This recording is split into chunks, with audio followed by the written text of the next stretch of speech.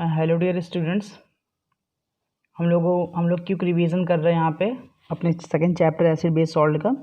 और हम लोग प्रीवियस लेक्चर में कुछ केमिकल कंपाउंड रिवाइज किए हैं। तो वहाँ पे हम लोग NaCl, NaOH, baking soda, washing soda, ये सब स्टडी किए हैं ना। फिर हम लोगों ने देखा था बेकिंग सोडा और बेकिंग पाउडर में क्या डिफरेंस है। वहाँ से केक क्या होता है, कार्बन डाइऑक्साइड गैस रिलीज़ होता है, जिससे केक्स एंड पेस्ट्री क्या होते थे, फ्लफ़ी हो जाते हैं, लाइट हो जाते हैं। तो ये सब हम लोगों ने क्विक रिवीजन में स्टडी किया था। और अगर किसी को फास्ट लग रहा है तो वो हम लोगों ने डिफरेंट केमिकल कंपाउंड्स के डिफरेंट लेक्चर अपलोडेड किए हुए हैं यूट्यूब पे। आप वहाँ पे जाके वॉच कर सकते हैं। वहाँ पे सब कुछ एक्सप्लेन किया गया है, कैसे प्रिपरेशन है ना, क्या क्या प्रॉपर्टीज़ हैं कंपाउंड की, क्या क्या यूजेस हैं। वहाँ पे एकदम स्लो लैंग्वेज में, सिंपल लैंग्वेज में सब कुछ एक्सप्लेन्ड है। बस यहाँ पे हम लोग क्या कर रहे हैं, रिवीजन कर रहे हैं, जो हेल्पफुल होगा। जो बच्चे ऑलरेडी उस लेक्चर को देख के नोट्स बना चुके हैं वो यहाँ पे रिवीजन कर रहे हैं, उनके लिए बहुत हेल्पफुल होगा ये वीडियो। तो यहाँ पे हम लोग स्टडी करेंगे इस लेक्चर में bleaching powder and plaster of Paris. तो first of all bleaching powder जिसका फॉर्मूला क्या है, CaOCl2 है। तो पहला चीज़ ब्लीचिंग पाउडर का फॉर्मूला CaOCl2।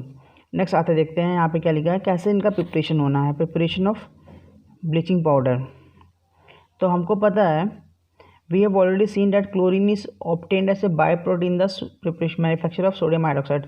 जब हम लोग क्लोर एल्कली प्रोसेस देखे थे वहाँ पे क्लोरीन हमको मिल जाता है ऐसे बाय प्रोडक्ट के फॉर्म में, है ना। इस क्लोरीन को can be use for a large scale production of bleaching powder. इसी क्लोरीन को हम लोग ब्लीचिंग पाउडर के प्रोडक्शन में यूज़ करेंगे। कैसे, हम लोगों ने क्या ले लिया यहाँ पे देखिए, स्लैग-लाइम ले लिया है, जिसका केमिकल फॉर्मूला क्या है, कैल्शियम हाइड्रोक्साइड CaOH का वोल्ट वाइज।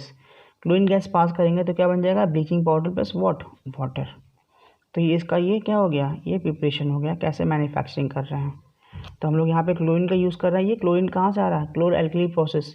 और क्लोर एल्कली प्रोसेस किसके मैन्युफैक्चरिंग में कहाँ पे बन रहा था, ये जब हम लोग NaOH का प्रिपरेशन कर रहे थे ना, एक्वस ब्राइन सोल्यूशन लेके, तब ये बन रहा था। प्रॉपर्टीज़ क्या है ब्लीचिंग पाउडर के, तो पहला कि ब्लीचिंग पाउडर कैसा होता है, येलोइश वाइट पाउडर है, और इसका स्ट्रॉन्ग स्मेल होता है किसके वजह से, क्लोरीन के वजह से। ये सॉल्युबल है किसमें, कोल्ड वाटर में। लेकिन जो सोल्यूशन होता है वो नॉट क्लियर होता है, क्यों, क्योंकि वहाँ पे due to the presence of free lime, क्योंकि वहाँ पे लाइम प्रेजेंट है जो इम्प्योरिटी का काम कर रहा होता है, इसलिए सोल्यूशन क्या होता है, बहुत ही क्लियर नहीं होता है। लिबरेशन ऑफ क्लोरीन, जब हम लोग ब्लीचिंग पाउडर को ट्रीट करते हैं किससे, एक्सेस ऑफ डाइल्यूट एसिड। यहाँ पे देखिए एसिड लिया गया है HCl, H2SO4, या कार्बन डाइऑक्साइड यूज़ कर दें CO2। तो होता क्या है, जितने भी यहाँ पे क्लोरीन मॉलिक्यूल्स होते हैं ब्लीचिंग पाउडर में, वो सब के सब क्या होते हैं, इवॉल्व होते हैं। मीन्स जब हम लोग ब्लीचिंग पाउडर का रिएक्शन एसिड से करते हैं या कार्बन डाइऑक्साइड से करते हैं, तो होता क्या है कि जो ब्लीचिंग पाउडर में क्लोरीन प्रेजेंट होते हैं, वो क्लोरीन क्या होते हैं, इवॉल्व हो जाते हैं। इस रिएक्शन के थ्रू आप देख सकते हैं, जब HCl से रिएक्शन हो रहा है तो यहाँ पे क्या हो रहा है, calcium chloride, water and chlorine gas evolve हो रहा है। H2SO4 से भी क्लोरीन गैस इवॉल्व हो रहा है, कार्बन डाइऑक्साइड यहाँ पे यूज़ किया तो भी क्या हो रहा है, क्लोरीन गैस इवॉल्व हो रहा है। तो यहाँ पे जो क्लोरीन गैस इवॉल्व हो रहा है उसे हम लोग क्या बोलते हैं, अवेलेबल क्लोरीन। कहाँ पे अवेलेबल है, ब्लीचिंग पाउडर में। And the quality of the sample of bleaching powder is determined by the amount of available chlorine given by a sample. तो कोई सैंपल जो हम लोगों ने ब्लीचिंग पाउडर यूज़ किया है उसमें से कितना अवेलेबल क्लोरीन यहाँ पे रिलीज़ हो रहा है या इवॉल्व हो रहा है, उससे हम लोग ब्लीचिंग पाउडर की क्वालिटी को चेक करते हैं। तो जो ब्लीचिंग पाउडर एक गुड सैंपल अगर है तो उसमें 35 to 38% क्या होगा, क्लोरीन अवेलेबल होगा। कितना अवेलेबल होगा, 35 to 38% क्लोरीन क्या होगा, अवेलेबल होगा। नेक्स्ट जो ब्लीचिंग पाउडर है, इनकी ऑक्सीडाइजिंग प्रॉपर्टी भी होती है।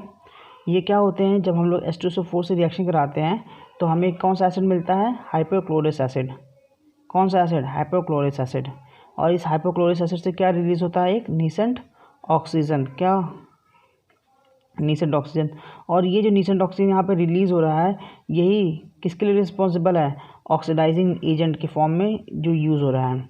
यहाँ पे लिखा है ना, bleaching powder act as an oxidizing agent. Why, क्योंकि यहाँ पे क्या रिलीज़ हो रहा है, यहाँ पे रिलीज़ हो रहा है क्या, नेसेंट ऑक्सीजन यहाँ पे क्या हो रहा है, रिलीज़ हो रहा है। इसी की वजह से इनकी कौन सी प्रॉपर्टी है, ऑक्सीडेशन प्रॉपर्टी है। नेक्स्ट यहाँ पे है ब्लीचिंग प्रॉपर्टी। ब्लीचिंग प्रॉपर्टी क्यों है, अभी लास्ट में देखे थे नेसेंट ऑक्सीजन रिलीज़ हो रहा है, इसी नेसेंट ऑक्सीजन की वजह से ये कैसा बिहेव करता है, it behave as a bleaching agent also. तो इसमें होता है कि हाँ जी, जो भी कलर्ड मैटर होगा वो जब ये ब्लीच करेंगे तो वो क्या हो जाएगा, कलर्ड मैटर किस में कन्वर्ट हो जाएगा, कलरलेस में कन्वर्ट हो जाएगा। तो ये कहाँ पे यूज़ होता है, तो पेपर पल्प ब्लीच करने के लिए, कॉटन को अगर ब्लीच करना है, लाइनन्स को paper industries and textile industries में हम लोग इसका यूज़ करते हैं। नेक्स्ट है यूजेस। तो ब्लीचिंग किसके लिए, cotton, लाइनन, would and paper pulp, इसके लिए। फिर डिसइंफेक्टेंट के फॉर्म में भी जर्मिसाइड है ना, particularly sterilization of the municipal supply water यहाँ पे।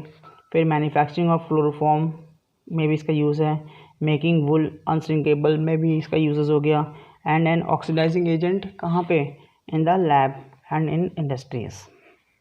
नेक्स्ट है plaster of Paris. Plaster of Paris का फॉर्मूला क्या है, CaSO4.12H2O, या यहाँ पे हाफ H2O है तो हाफ का कोई कंसेप्ट नहीं होता है, इसीलिए क्या किया गया, इसको 2 से मल्टीप्लाई कर देंगे तो CaSO4 का Vol2H2O means 1 molecule of water किस में है, 2 मॉलिक्यूल ऑफ कैल्शियम सल्फेट में होता है, means 2 molecule of calcium sulphate contain what, 1 molecules of water. तो इसका नाम क्या है, it is hemi hydrate of calcium sulphate. ये half means hemi hydrate of calcium sulphate. तो नेक्स्ट आते हैं प्रिपरेशन कैसे होगा प्लास्टर ऑफ पेरिस का। तो यहाँ पे जिप्सम लिया गया है, देखिए CaSO4.2H2O।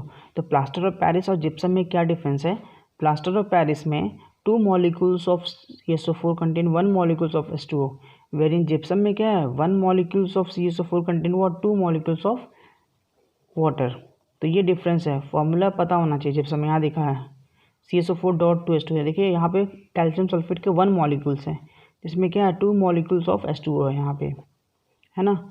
तो जब आप जिप्सम को हीट करेंगे एट 373 केल्विन तो हमें क्या मिल जाएगा, हमको प्लास्टर ऑफ पेरिस मिल जाएगा। कैसे, कुछ वाटर मॉलिक्यूल्स क्या करेंगे, इवॉल्व कर जाएंगे और हमें क्या मिल जाएगा, लास्ट में प्लास्टर ऑफ पेरिस मिल जाएगा। नेक्स्ट है प्रॉपर्टीज़ क्या हैं, तो जो प्लास्टर ऑफ पेरिस होता है वो वाइट पाउडर है, कैसा है, वाइट पाउडर है। तो जब हम प्लास्टर ऑफ पेरिस को हम लोग मिक्स करते हैं किसमें, सफिशिएंट वाटर में, और जब उसके पेस्ट को अलाउ कर देते हैं स्टैंड करने के लिए कुछ टाइम के लिए, तो वो हार्ड मास बना लेता है और वॉल्यूम भी क्या उसका होगा, इंक्रीज़ कर जाएगा। साथ में कुछ हीट भी इवॉल्व होगा, और क्या फॉर्म होगा, डाईहाइड्रेट इस फॉर्म, क्या फॉर्म हो जाएगा, डाईहाइड्रेट फॉर्म हो जाएगा। तो जो प्रोसेसिंग ऑफ सेटिंग है वो 2 स्टेजेस में होता है। कितने स्टेज में होता है, 2 स्टेजेस में। फर्स्ट स्टेज में क्या हो रहा है कि जो हेमी हाइड्रेट है वो चेंज हो जाता है किसमें, ऑर्थोरोम्बिक डाईहाइड्रेट में। यहाँ पे देखिए फॉर्मूला, जब वाटर ऐड किए तो सेटिंग हुआ, तो पहले क्या बना, ऑर्थोरोम्बिक जिप्सम बना। बाद में क्या होगा, सेकंड स्टेज में हार्डनिंग होगा और जिप्सम बनेगा कौन सा, मोनोक्लिनिक, है ना। तो यहाँ पे ऑर्थोरोम्बिक फिर क्या आएगा, मोनोक्लिनिक आएगा। तो सेटिंग हो गया एंड हार्डनिंग हो गया। तो याद होना चाहिए कि पहले ऑर्थोरोम्बिक बनता है, मोनोक्लिनिक। दे आर स्ट्रक्चर में डिफरेंस है इनके दोनों में। नेक्स्ट यूजेस कहाँ पे है प्लास्टर ऑफ पेरिस का, तो मेकिंग मोल्ड्स फॉर कास्टिंग में यूजेस है, स्टैच्यूज़ बनाने में, मॉडल्स बनाने में एंड डेकोरेटिव आइटम्स बनाने में इसका यूज़ होता है। For making various patient plaster, देखते हैं बहुत पेशेंट को क्या होता है, उनके बोन फ्रैक्चर हो जाते हैं, है ना। तो प्लास्टरिंग करने में भी ये plaster of Paris he doctor use करते हैं। साथ में बिल्डिंग इंडस्ट्रीज़ में इसका यूज़ है, और ब्लैकबोर्ड जो चॉक होता है उसके भी मैन्युफैक्चरिंग में इसका यूजेस है। तो यहाँ से फिर से देख लेते हैं प्लास्टर ऑफ पेरिस और जिप्सम में क्या डिफरेंस है। जिप्सम का फॉर्मूला CaSO4.2H2O है, प्लास्टर ऑफ पेरिस का CaSO4.12H2O, means it is the hemi hydrate of calcium sulphate, जबकि ये क्या है, it is the dihydrate of calcium sulphate. कैसे प्रिपरेशन हुआ, जिप्सम को हम लोगों ने हीट किया 373 केल्विन पे, तो प्लास्टर ऑफ पेरिस ऑब्टेन हो गया। प्लास्टर ऑफ पेरिस जो यहाँ पे सेटिंग है वो 2 स्टेजेस में हो रहा है सेटिंग। पहले स्टेज में हमें ऑर्थोरोम्बिक जिप्सम मिलेगा, बाद में क्या मिलने वाला है, हमें मोनोक्लिनिक जिप्सम मिलेगा। यूजेस कहाँ पे है, मोल्ड कास्टिंग में, स्टैच्यूज़, मॉडल, डेकोरेटिव आइटम्स बनाने में, जो बहुत सारे पेशेंट हैं उनको प्लास्टरिंग करने में, सर्जरी करने में, जो फ्रैक्चर्ड पार्ट है उनके में, साथ में बिल्डिंग इंडस्ट्रीज़ में, एंड ब्लैकबोर्ड चॉक बनाने के में भी इसका यूजेस होता है। तो ये पूरा स्टडी हम लोग कर चुके हैं, किसका, study of the chemical compound. अब हम लोग एसिड बेस एंड सॉल्ट की स्टडी करेंगे यहाँ पे नेक्स्ट लेक्चर में, है ना। तो keep revising, I hope this all lecture will be helpful for your examination. Thank you.